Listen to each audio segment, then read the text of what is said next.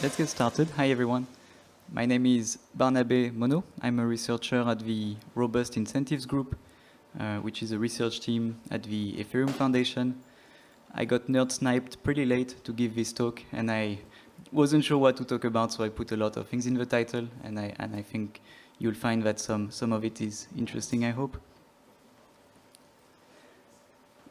In this room, there's been a lot of history or people reminiscing about the good times when, it was simple to get access to a block. You would just ask the block producer kindly, please let me in, and the block producer would say yes, and you would just enter for a very low fee.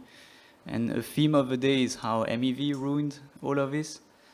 But actually, before MEV, congestion ruined this. You started breeding CryptoKitties, suddenly the block was full, there was no space for you, users had to raise their prices, that was difficult.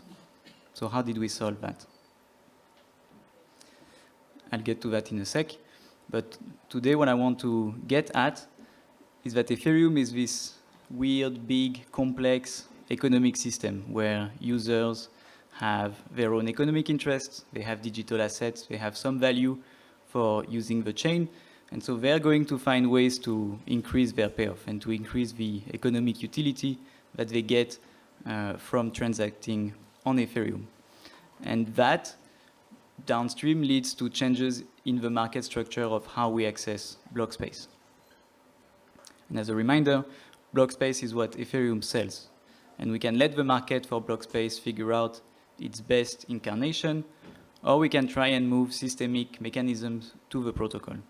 And so one theme of my talk today is to try and get at why do we want some parts of the market in protocol versus some parts outside of it. To understand that, I think it's kind of useful to understand what users want exactly. So there's been a lot of talks about preferences, and I'm going to try and make it a little more formal. So you can think of users as having a utility per gas, denoted by V. So you can say, well, 1 unit of gas is worth V to me, V dollars or V GUE. And the goal of the market is to find the entry price that equalizes the supply of block space with the demand for it, given this series of user utilities. So you might have several users showing up to your market. Each user has a different willingness to pay. How do you organize this allocation? Well, EIP 1559 solves it, right? You can order these users by their willingness to pay. That gives you a very neat demand curve. EIP 1559 targets the midpoint where the block is half full at 15 million gas. Most of the time, the estimation is pretty good. And this estimation is done by the base fee, which is floating and gives you the protocol mandated entry price. And this achieves economic efficiency, right? You let the users that have the highest utility for using the chain in, and you keep out the ones that are not so willing to pay for it. And so you achieve the highest sum of these utilities that are pending. On top of this, maybe some arguments for why such a mechanism was nice to have in the protocol is that first it gave us an economically secure oracle for the inclusion price, right? Before we relied on gas oracles, it's fairly clear that they weren't too tampered with, but it's also not very hard to do so if you are really willing to send or to stuff your transaction pool with spam transactions. If you are the miner who's operating them, with EIP 1559, it's much harder for someone to make the price biased, or at least it's economically wasteful for that party. Something that's maybe even more important for protocol security is that transaction fees are an incentive to reorganize the chain if they are high enough. And by removing part of these transaction fees, so the base fee that's burnt, we removed that subsidy for reorgs. And on top of this, we also removed the rent that miners were extracting from congestion. And that rent is now redistributed to the Ethereum holder community. It's also nice, but it improved UX. Now that we have this block slack, the demand shocks can be dampened, and users have a better time estimating the fee that they need to pay to get in. So are we done? Did we solve the fee market? Bob is super cool. but you know that we haven't. And one clue for why we haven't is reversions, right? So I told you users have this utility V, but sometimes things happen that you didn't mean for them to. You wanted to mint an NFT, you sent your transaction to a transaction pool, you said, please contract, give me one NFT. But by the time you were included, the contract had run out of NFTs to give you. And so this is a picture from a blog that was after an NFT sale. Most of the transactions are just reverted because these are users who were not included in time and the contract had run out of items. And so these reversions, they tell you that, sometimes things happen and it's out of your control. And so maybe you don't have a preference for gas. You don't have a utility per gas, but what you have is more like a utility per gas per state. So your utility for the unit of gas, it depends on the state that your transaction is acting upon. And the state might change in the meantime. So your utility to get an NFT when the state is not everything has been minted, it might be $1 million, but your utility when the state is there's no more NFTs to sell, it's now 0, okay? And so what this tells us is that transactions are not atomic, and we can't think of them as living in their own isolated parallel universes. The utility of a transaction depends not just on its inclusion, but also on its position. And position is just another way of saying that it depends on the state that it acts upon. This is all well known, but I'm just trying to get there from first principles. And so what do we do in this case? In this case, the auction mechanism we have, which is EIP 1559, it's an auction mechanism that works well when we have preferences over items, or when the block space is fungible, when I don't care to be in one part of a block space versus another. But now we have to think about preferences over bundles. And this is much more complicated because it makes the block space not fungible, and it also leads to this explosion of complexity in terms of how many bundles exist and how user preferences map to all of these bundles. So if I wanted to represent these transactions, I could do it in the following way. I think of a block as a set of transactions. I use these stars here as like a wildcard, kind of like a regular expression. And this, for instance, in the first line is the preference of a user that doesn't really care about its position. It just wants its transaction to be included. The second line would tell you this is a user that really care about the post state of transaction prime. And so they want to be included right after it, and they don't really care what's happening on either side. And so you can write these preferences down, these preferences over bundles, but when you do so, you kind of lose the mental model of the demand curve. It's not that neat one-dimensional thing anymore. You have these preferences over a very complex domain of bundles. And the solution for this, if you don't have this demand curve and you can't have a computationally simple mechanism to find the optimal allocation, you let the market figure out these opportunities. And you let the market pay for the information that this bundle is valuable and there's money to be extracted from it or for the users to receive. And so this leads us to Flashbots, which was kind of a market reply to this problem that there was no way for users to express their preferences other than PGAs. But even PGAs are, let's say, a market response to the lack of infrastructure in protocol to do that. And so if I want to backrun a transaction, for instance, there's TX is an Oracle update, and I want to liquidate something that comes right after it, I really have a utility for getting my transaction right after this, let's say of $1 million. But if someone else manages to slide in the middle, then my utility is 0. And so the idea of Flashbots and bundling was, well, how about then letting me bid for this atomic bundle, transaction and my backrun atomically. And so this is Flashbots bundles. The searchers send bid to the block producer to get their bundles included. And so now we add an element to our transaction supply chain. How did that work pre-merge, which is proof of work, which is today? But sometimes when you do a lot of research on proof of stake, you already feel like this has happened, but not yet. So pre-merge, bundles leak alpha, and when searchers send their bundles to the block producers, they don't want the block producers to receive to steal the contents of a bundle. And so the Flashbot solution was to whitelist trustworthy miners that won't steal the bundles, and the bundles can receive this information and include them in their own blocks. It's not great, but at the same time, the whitelist is pretty short because most miners in Ethereum join mining pools. So if you give the bundles to the mining pool, you can kind of ensure that, you know, you have identifiable players that won't behave maliciously. And another thing is you can also pressure these identifiable players to redistribute the profit they make from getting the bundles with their user base. And so to some extent, you avoid the bad dystopia of economic centralization. And you add something else to your transaction supply chain, MEV-Gef in the middle. What happens when we move to proof of stake? In proof of stake, we have an issue. It's a feature of proof of stake, but it's an issue for that system, which is that we have a long tail of solo validators. The reward variance is much smaller.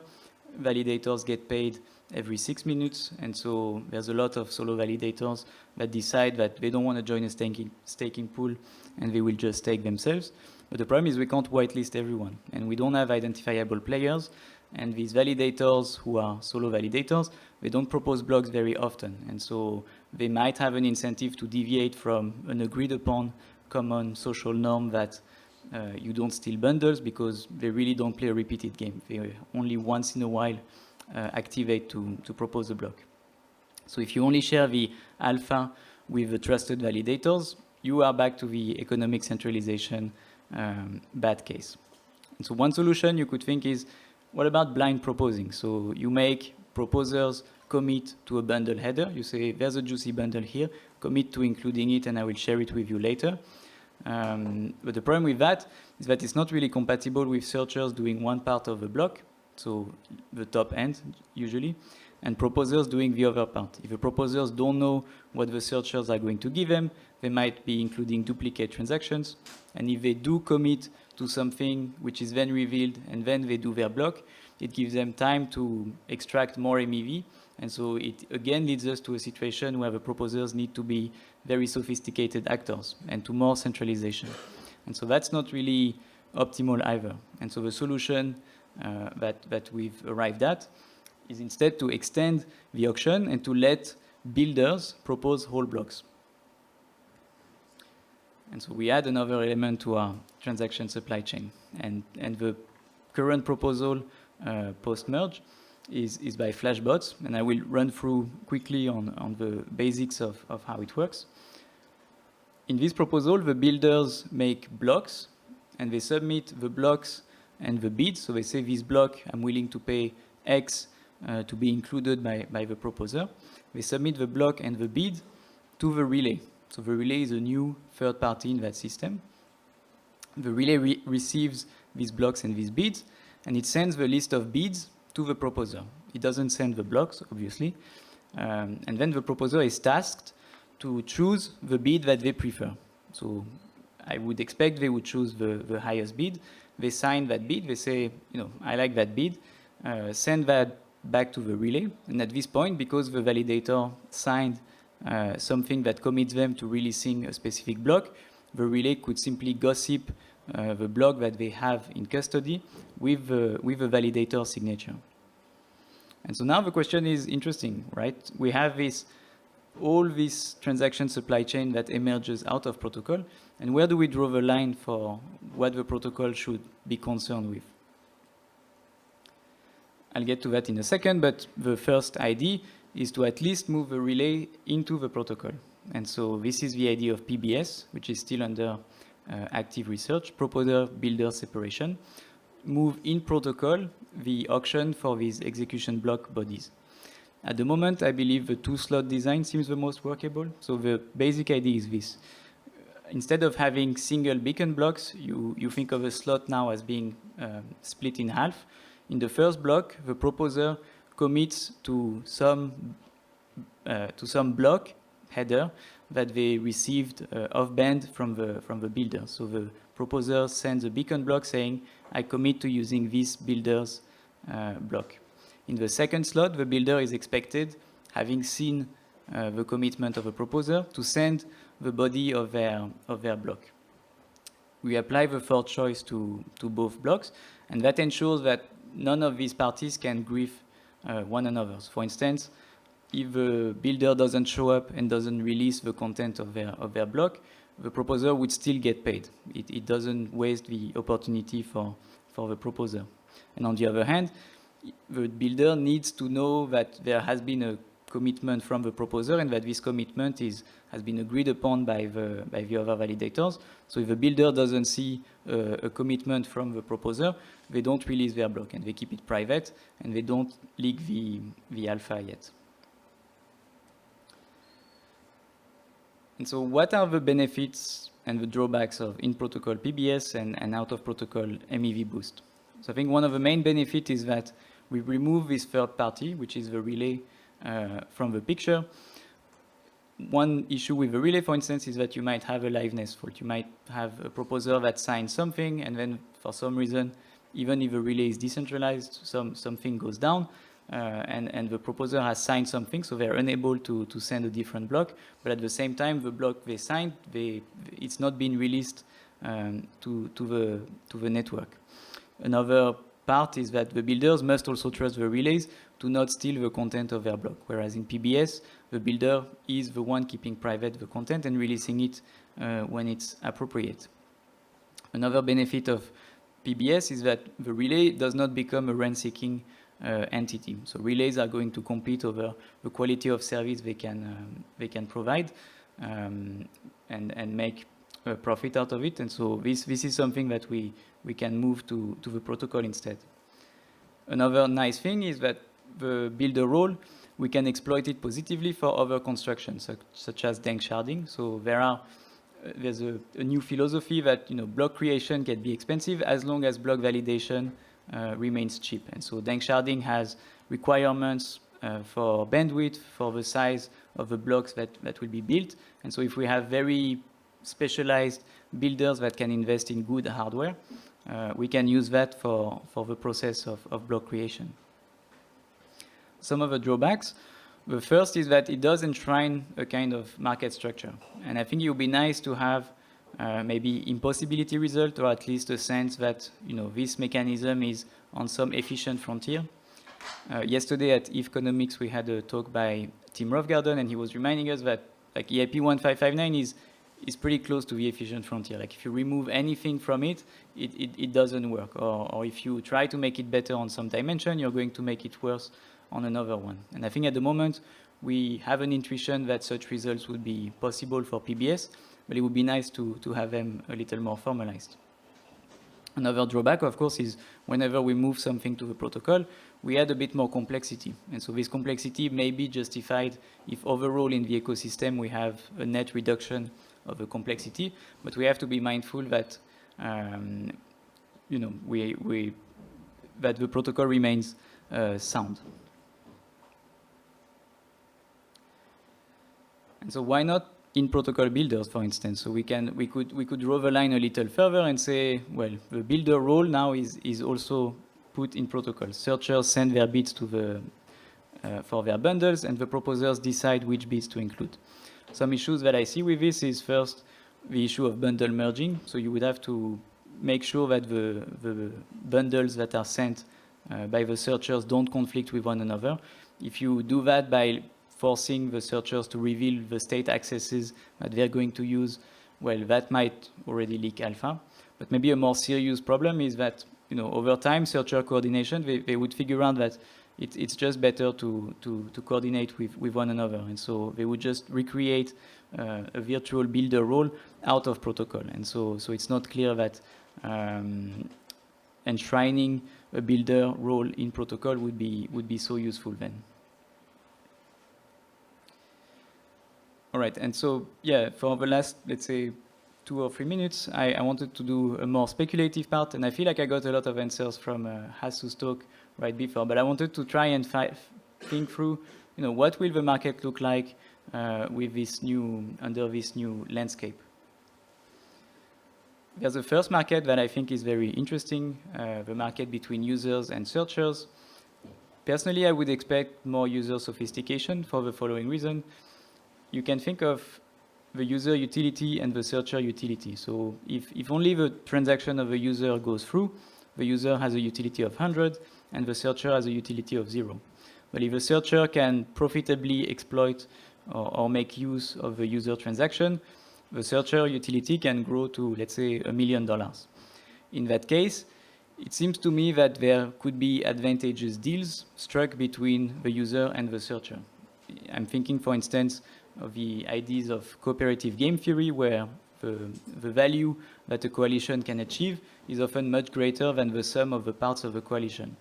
And now we have a very well-developed crypto-economical toolbox that maybe allows us to create commitments from searchers and from users to struck these deals in a very sound way. This leads, of course, to the question of payment for order flow. What would the searcher be willing to pay for? Hasu pointed out that it's very important to make sure that this order flow remains as decentralized as possible, but it does feel like we can at least improve in terms of the distribution of these costs. And I'm thinking, for instance, of MistX, which is a DEX that makes use of this property. And then there's, of course, a market between searchers and builders. There's still a trusted relationship there, with the searchers providing their bundles to the builders. An argument for, again, why this might not be so useful to have in protocol is we can let the market figure out the risks that each party is willing to bear. And my intuition is that the market between searchers and builders is a thicker market than the market between builders and proposers. So searchers, they're very incentivized to compete on price, and so if at any point there's a gap in this market, they will fill it. And on the other hand, if the builders are unreliable, I think it's in the domain of the searchers to spin up their own or to find a way to recreate that entity.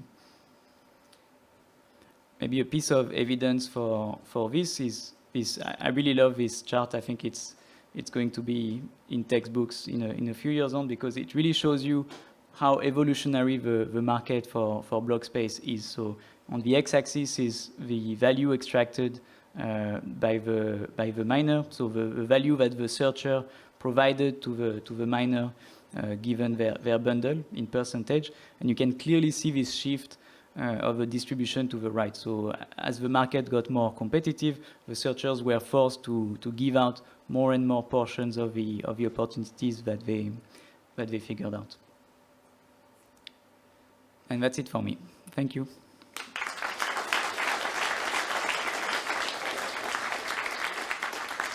I think there is time for questions. Do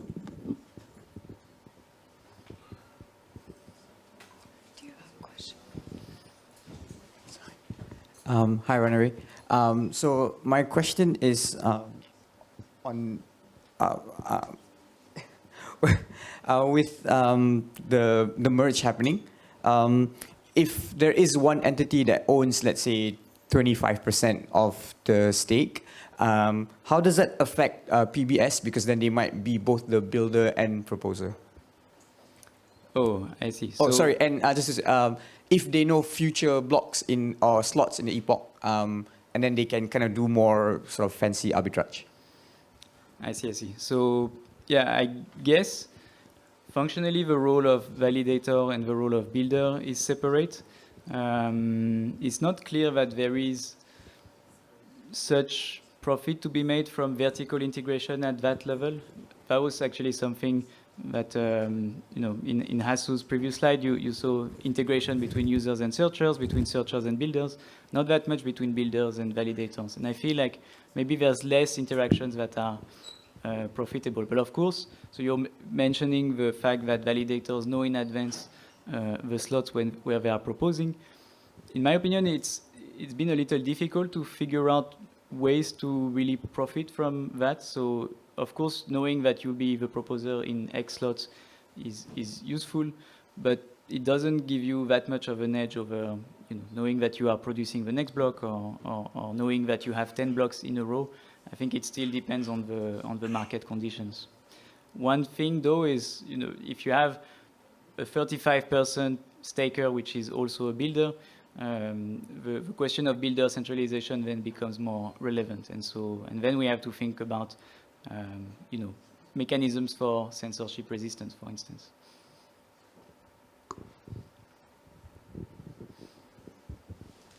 You talked about in MEV context in proof of work, there being sort of a whitelist of miners. I wonder if you see a space for effectively a whitelist of validators here, potentially where they may even say, I don't want to participate in MEV, and people who have a valuable transaction may send it to a private, like mempool, effectively run by those whitelisted entities. So you're saying a whitelist of validators who decide not to participate in MEV extraction? Correct. You could also decide not to participate in PBS and to just refuse every bundle that you see and just make your own block and release it in the next block. So you can always decide to opt out of anything. But if you do want to opt in, and this is the only way to prevent economic centralization from happening, I think a whitelist won't give you that. So, yeah.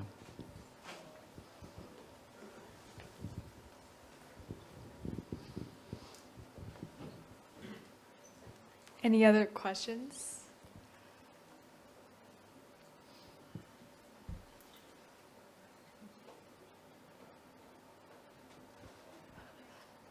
Okay, cool. Thank you so much. Thank you.